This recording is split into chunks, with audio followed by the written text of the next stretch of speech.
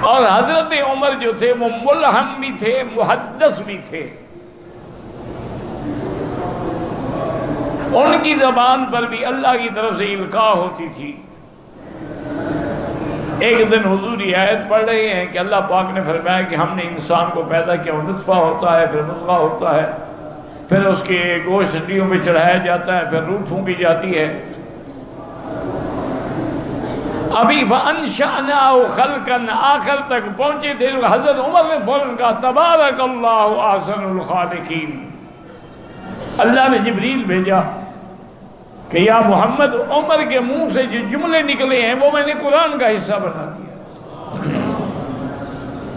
قیامت تک قرآن میں پڑھا جائے گا فتبارک اللہ احسن الخالقین۔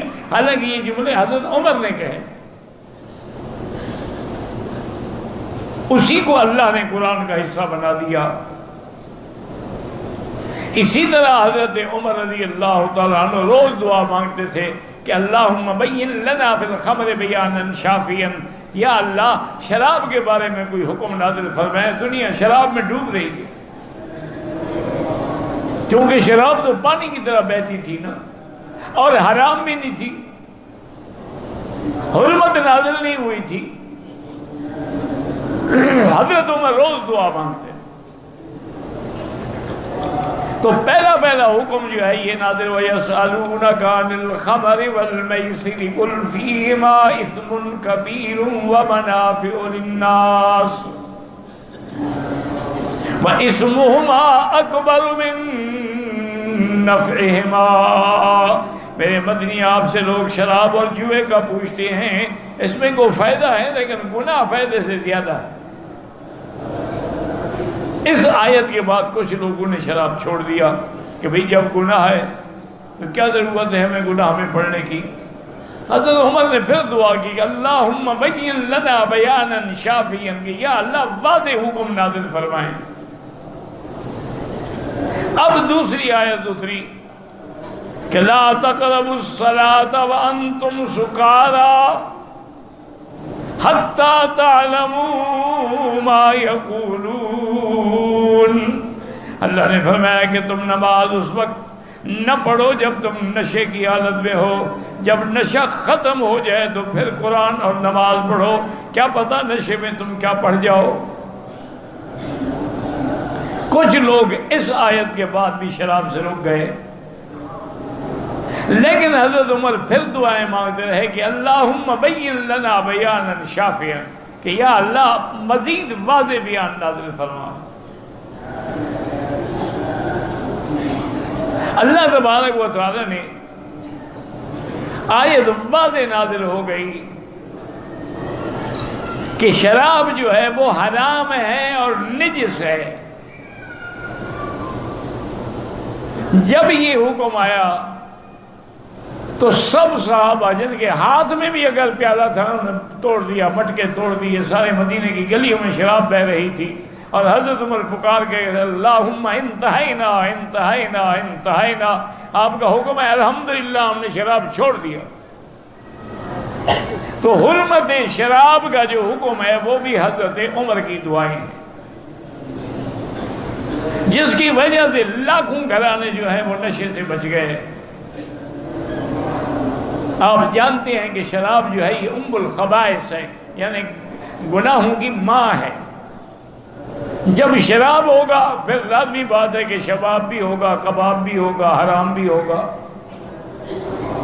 وہ اس کے لوازمات میں ہیں۔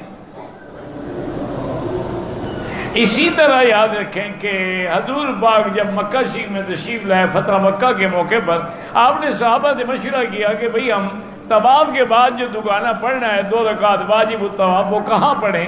تو یہ مشورہ بھی حضرت عمر نے دیا۔ انہوں نے کہا یا رسول اللہ آپ ایسا کیوں نہیں کرتے کہ یہ پتھر جس میں ابراہیم علیہ السلام کے پاؤں کا نشان ہے، وہ پانی کعبہ ہے، وہ ہم ملت ابراہیم پہ ہیں، آپ کا تعلق جو ہے حضرت ابراہیم سے ہے، ولد اسماعیل سے ہے، آپ اسی کو مصلی کیوں نہیں قرار دیتے؟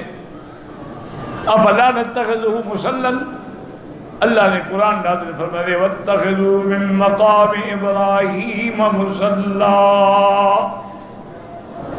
تو یہ یاد رکھیں کہ قیامت تک جب کعبے کا طواف ہوتا رہے گا، مقام ابراہیم پہ دوگانہ اور نفلیں ادا ہوتی رہیں گی، اس کا ثواب بھی حضرت عمر کو جاتا رہے گا۔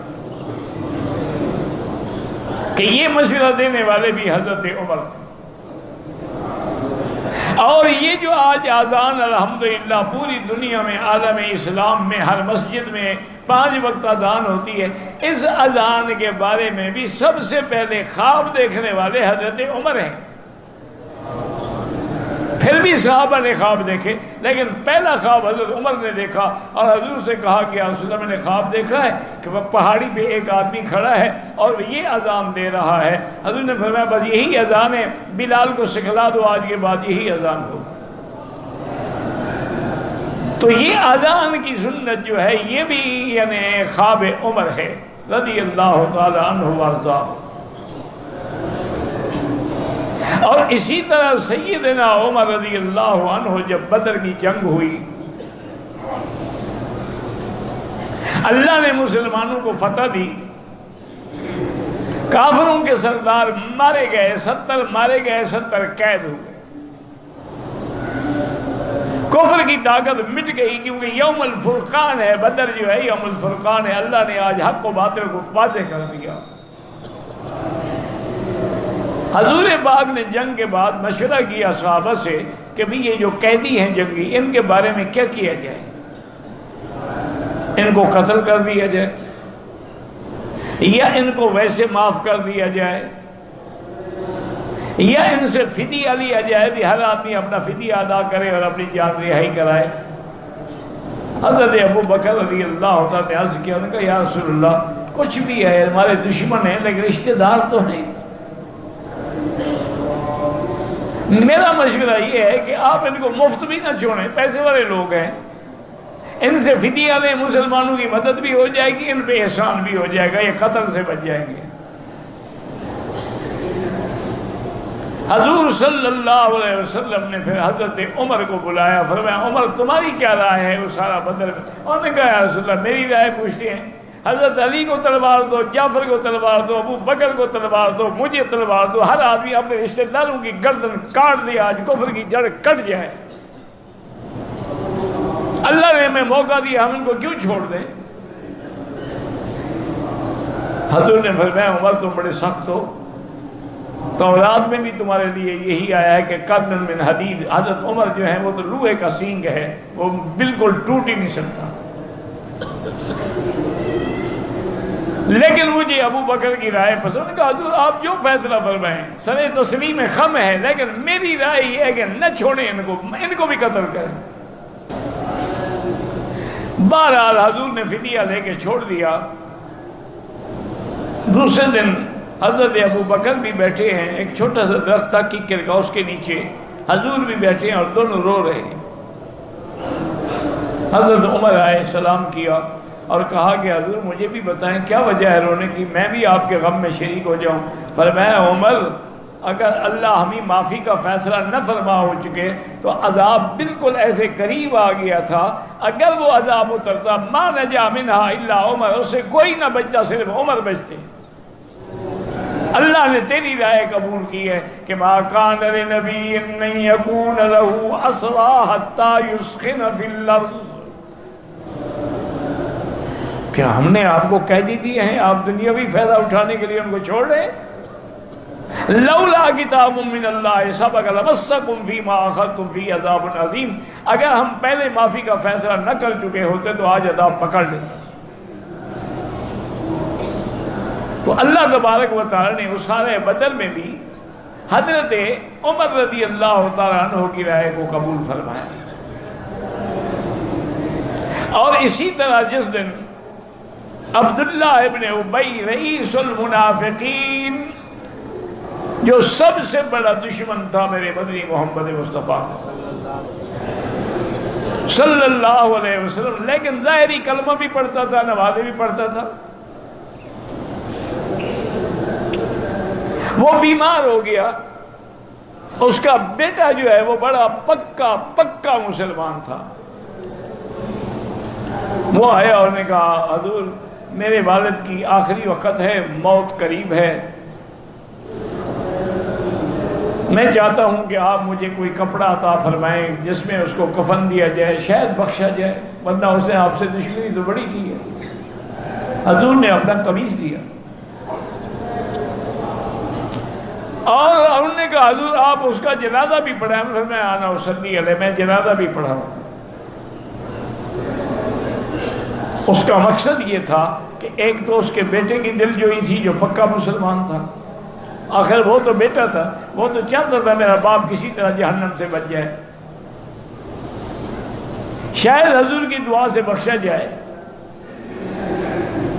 جب بالکل جنازہ تیار ہو گیا، صفیں بن گئی، حضرت عمر آئے دوڑتے ہوئے اور کہا کہ یا رسول اللہ، الا عدو اللہ، اللہ کے دشمن پر آپ جنازہ پڑھیں گے؟ یہ تو اللہ کے رسول کا دشمن ہے، آپ کیسے جنازہ پڑھ رہے ہیں؟ آپ نے فرمایا عمر میں نے کہہ دیا ہے۔ حضرت عمر کہتے ہیں خدا جانے میں خود حیران ہوں، مجھ میں کتنی جرأت آئی کہ میں نے حضور کی قمیض پکڑ لی۔ میں نے کہا حضور نہ پڑھیں اس پہ جنازہ ظالم پہ، یہی تو ہے جس نے ہمیں احد میں شکست دلائی،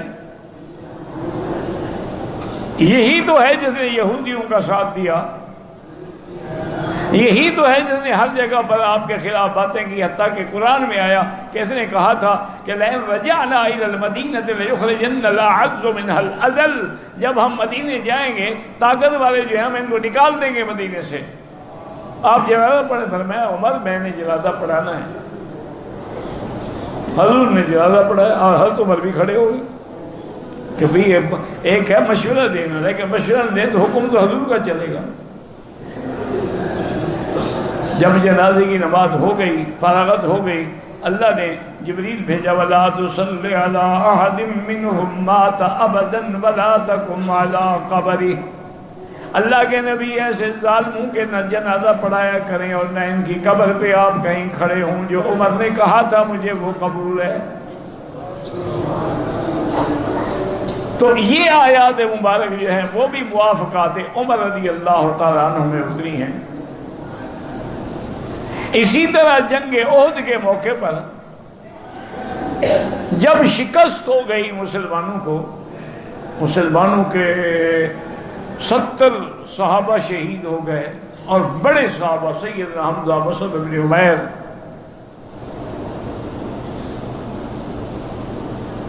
اور حضور صلی اللہ علیہ وسلم کے دندان مبارک بھی شہید ہوئے، آپ کے رخسار مبارک میں بھی زخم آئے۔ ابو سفیان اس وقت اسلام نہیں لائے تھے اور وہ اپنی کافروں کی فوج کی قیادت کر رہے تھے۔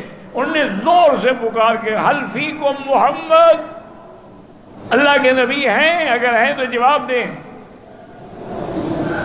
حل فیکم ابی بکر، ابو بکر زندہ ہو تو جواب دو۔ حل فیکم عمر، عمر زندہ ہو تو جواب دو۔ سب خاموش بیٹھے ہوئے۔ آخر ابو سفیان جوش میں آ کر کہا اعلو حبل، آج ہمارے خدا حبل کا نام بلند ہو گیا۔ حضرت عمر سے برداشت ہے، انہوں نے کہا حضور مجھے اجازت ہے میں جواب دوں؟ اور انہوں نے کہا ہاں جواب دو۔ انہوں نے پھر کہا اعلو حبل۔ حضرت عمر نے فرمایا اللہ اعز و اجل۔ انہوں نے پھر کہا لنا العزا ولا عزا لکم، آج عزا ہمارے ساتھ ہے، عزت ہمارے ساتھ ہے، تمہارے ساتھ نہیں ہے۔ حضرت نے اللہ مولانا ولا مولا لکم، اللہ ہمارا ولی و ناصر ہے، تمہارا نہیں ہے۔ ابو سفیان نے پھر کہا قتلانا و قتلاکم سوا، تم نے بھی 70 مارا تھا، ہم نے بھی 70 مار دیا ہے، ہمارے برابر ہو گئے مقتول۔ حضرت عمر کھڑے نے فرمایا کہ نہیں، قتلاکم فی النار و قتلانا فی الجنہ، کیسے برابر ہو گئے؟ ہمارے مقتول جنت میں، تمہارے مقتول جہنم میں۔ اب ابو سفیان خاموش ہو گیا کہ اس کا معنی یہ ہے کہ حضرت ابو بکر بھی زندہ ہے، حضرت عمر بھی زندہ ہے، حضور بھی زندہ ہے۔ تو جنگ احد کے اندر بھی جواب دینے والا حضرت عمر تھا۔ اسی طرح غزوہ بن المصطلق کے بعد دشمنوں کو موقع ملا، بی بی عائشہ پیچھے رہ گئی۔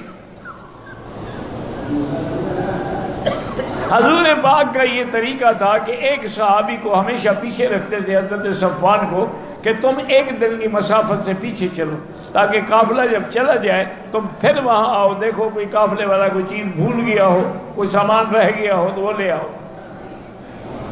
اللہ کی شان یہ ہے کہ بی بی عائشہ سوتی رہ گئی، اور اٹھانے والے نے سمجھا کہ بی بی ہودج میں ہے، انہوں نے اونٹ میں ہودج رکھا، قافلہ چل پڑا۔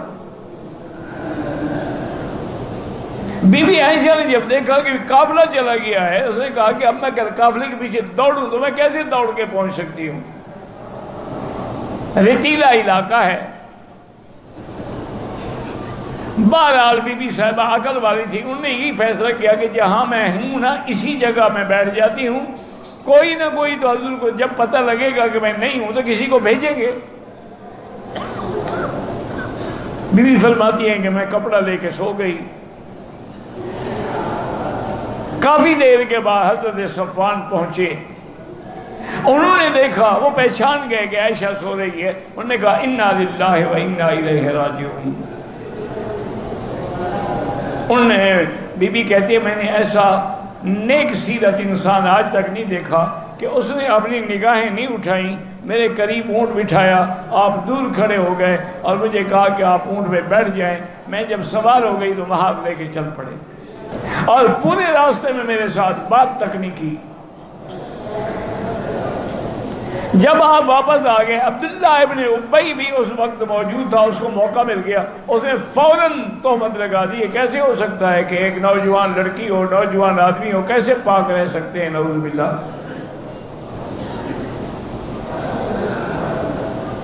بہرحال قافلہ چلتے چلتے مدینہ شریف پہنچ گیا۔ بی بی عائشہ فرماتی ہے کہ مجھے تو پتہ ہی کوئی نہیں نا کہ میرے بارے میں کوئی ایسی بات ہو رہی ہے، صرف اتنا تھا کہ سرکار دو جہاں کی محبت اور التفات جو تھا نا اس میں کمی آ گئی۔ اب حضور اس محبت سے میرے ساتھ بات نہیں فرماتے تھے۔ ایک دن کہتی ہیں کہ اب رات کو عورتیں نکلی قضائے حاجت کے لیے، تو مستح کی والدہ بھی میرے ساتھ تھی۔ مستح صحابی ہیں حضور کے۔ راستے میں اس کا کپڑا جو ہے پاؤں میں الجھا، گرنے لگی تو کہا تائس مستح، اللہ مستح کو ہلاک کرے۔ بی بی عائشہ فرماتی ہے میں حیران ہوگی، میں نے کہا ماں کیا کہہ رہی ہو، تم مستح کو بد دعا کر رہی ہو، وہ تو صحابی ہے، بدری ہے۔ اور نے کہا عائشہ تم بھی بھولی ہو، تمہیں پتہ ہے کہ بات کیا ہوئی؟ اس نے مجھے سارا قصہ سنایا کہ ایسے آپ پہ تہمت لگی ہے، اور بدقسمتی سے میرا بیٹا بھی ان کے ساتھ شریک ہے تہمت لگانے والوں کے ساتھ، اور حضرت حسان جیسا آدمی بھی شریک ہو گیا۔ بی بی عائشہ فرماتی ہے مجھے تو سب کچھ بھول گیا، میں واپس آئی اور مجھے بخار نے بھی لے لیا، میں آگے چپ کر کے گر گئی۔ حضور آئے اور میں نے کہا یا رسول اللہ اجازت ہو تو میں ماں باپ کے گھر چلی جاؤں؟ فرمایا ہاں چلی جاؤ۔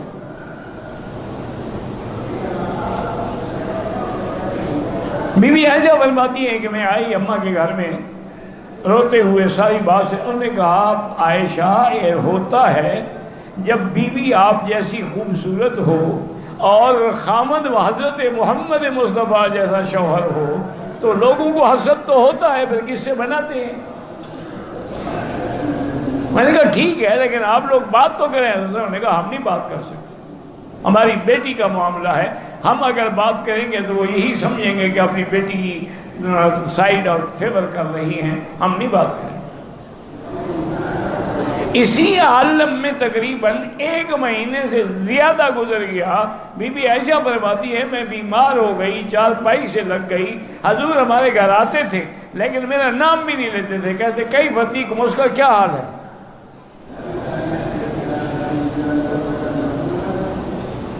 ایک دن حضور نے حضرت علی کو بلایا، کہا حضرت علی اس مسئلے کی تم تحقیق کرو، بتاؤ میں کیا کروں؟ انہوں نے کہا حضور ہمیں تو یقین ہے کہ آپ کی بیوی پاک ہے، لیکن آپ فرماتے ہیں تو اس کا حل یہ ہے کہ ان کی جو خادمہ ہے نا، جو کنیز ہے بریرہ، اس کو اگر تحقیق کی جائے، تفتیش کی جائے تو بات نکل آئے گی، کیونکہ وہ ہر وقت ساتھ رہنے والی ہے۔ حضور نے فرمایا بہرحال تمہاری مرضی ہے، تحقیق کرو۔ حضرت علی نے بی بی بریرہ کو بلایا، بتایا کہ دیکھو بات سنو، تم بتاؤ بی بی عائشہ۔ اس نے کہا واللہ بی بی عائشہ پاک ہے۔ انہوں نے کہا ایسے بات نہیں بنے گی، میں تمہیں مار مار کے تمہاری چمڑی ادھیڑ دوں گا۔ انہوں نے کہا تم مجھے مار ڈالو، کچھ بھی کر لو، بی بی عائشہ پاک ہے۔ اتنا ضرور ہے کہ بھولی ہے، کبھی آٹا گوندھ کے رکھ دیتی ہے اور پھر سو جاتی ہے، بکری آ کے کھا جاتی ہے، اس کو پتہ ہی نہیں لگتا۔ اتنی سیدھی سادھی بھولی بھالی لڑکی ہے۔ حضرت علی نے آ کے کہا کہ حضور بھی بریرہ بھی کوئی بات نہیں بتا رہی، آپ کیوں غم کرتے ہیں؟ صرف دنیا میں عائشہ باقی رہ گئی، اور شادی فرما دیں، چھوڑ دیں عائشہ کو۔ اسی وجہ سے بی بی عائشہ ناراض تھی حضرت علی سے کہ میرا بیٹا ہو کر مشورہ دے رہا ہے ماں کی طلاق کو۔ شریعت میں تو علی میرا بیٹا ہے۔ امہات المومنین جو ہیں، حضور کی بیویاں جو ہیں، وہ تو امہات کو سب کی مائیں ہیں۔ آخر میں ایک دن حضور نے حضرت عمر کو بلایا کہ حضرت عمر تم مجھے بتاؤ بی بی عائشہ کے بارے میں میں کیا فیصلہ کروں۔ اس نے کہا حضور سب سے پہلی بات تو یہ ہے، یہ آپ کے گھر کا مسئلہ ہے، حرم نبی کا مسئلہ ہے، زوجہ مصطفیٰ کا مسئلہ ہے، مال عمر بن الخطاب، خطاب کے بیٹے کی کیا طاقت ہے کہ وہ مشورہ دے۔ حضور نے فرمایا میرا حکم ہے، میں جو تمہیں حکم دے رہا ہوں۔ اور نے کہا اگر حضور آپ کا حکم ہے پھر میں آپ سے کوئی بات پوچھوں تو آپ ناراض تو نہیں ہوں گے؟ انہوں نے فرمایا بالکل نہیں۔ انہوں نے فرمایا آپ مجھے یہ بتائیں کہ عائشہ سے شادی آپ نے کی ہے یا اللہ نے کرائی ہے؟ نہیں، ان اللہ نہیں، اللہ نے کرائی ہے۔ جبریل ان کی تصویر لے کر بھی آئے تھے اور فرمایا تھا کہ ہذہ زوجتک فی الدنیا والآخرہ۔ تو انہوں نے کہا یا رسول اللہ ہمیں اپنے بیٹوں کے لیے اچھی لڑکی مل جاتی، اللہ کو نبی کے لیے پاک لڑکی نہیں ملی، اللہ کے چناؤ میں نقص آ گیا۔ اور دوسری بات نے کہا حضور مجھے یہ بتائیں آپ کے بدن میں مکھی بیٹھتی ہے، مچھر بیٹھتا ہے، کوئی اڑتا ہوا گندا کیڑا بیٹھتا ہے؟ انہوں نے بالکل نہیں، اللہ نے مجھے محفوظ رکھا ہے۔ فرمایا جس بدن پہ اللہ گندی مکھی نہیں بیٹھنے دیتے اس کے بستر پہ گندی عورت کو بیٹھنے دیں گے؟ اور اس کے بعد عمر نے یہ لفظ کہے سبحانک ھذا بہتان عظیم۔ اور نے کہا میرا مدنی یہ بہت بڑا بہتان ہے، بی بی عائشہ پاک ہے۔ اب حضور تشریف لائے بی بی عائشہ کے گھر میں۔ بی بی عائشہ کہتے میں تو بستر میں پڑی تھی، اٹھنے کی طاقت ہی نہیں تھی۔ حضور بیٹھ گئے۔ میں نے سوچا کہ میرے ابا میرے بارے میں کوئی بات کریں گے، اماں کرے گی، لیکن انہوں نے کوئی بات نہیں کی۔ تھوڑی دیر گزری کہ حضور پہ وحی اترنی شروع ہو گئی۔ اب کہتی ہے کہ میری ماں باپ کی تو جان نکل رہی تھی کہ خدا جانے آج ہمارے گھر میں وحی آ گئی ہے، اللہ جانے اللہ نے کیا فیصلہ فرمایا عائشہ کے بارے میں۔ لیکن فرماتی ہے میں مطمئن تھی کہ اللہ کبھی بھی ظلم نہیں کرتا ہے، میں پاک ہوں۔ جب وحی ختم ہو گئی تو حضور نے فرمایا ابشری عائشہ ان اللہ برأک من فوق العرش۔ عائشہ تمہیں مبارک ہو، اللہ نے عرش سے تیری برات کا اعلان کیا ہے۔ اور قرآن میں وہی لفظ آئے جو عمر نے کہے تھے کہ سبحانک ھذا بہتان عظیم، وہی لفظ آئے۔ تو ابو بکر نے کہا کہ عائشہ قومی فشکری رسول اللہ، اٹھیں اللہ کے نبی کا شکریہ ادا کریں۔ انہوں نے کہا لا اشکر رسول اللہ ہے، میں حضور کا شکریہ کیوں ادا کروں؟ حضور نے تو میری عزت و عفت پہ اعتبار ہی نہیں کیا ہے۔ اشکر اللہ، میں اللہ کا شکر کروں گی جس نے میری برات نازل فرمائی۔ تو یہ برات عائشہ کے اندر جو کلمات ہیں ان کلمات کے کہنے والے بھی حضرت عمر ہیں رضی اللہ عنہ وارضاہ۔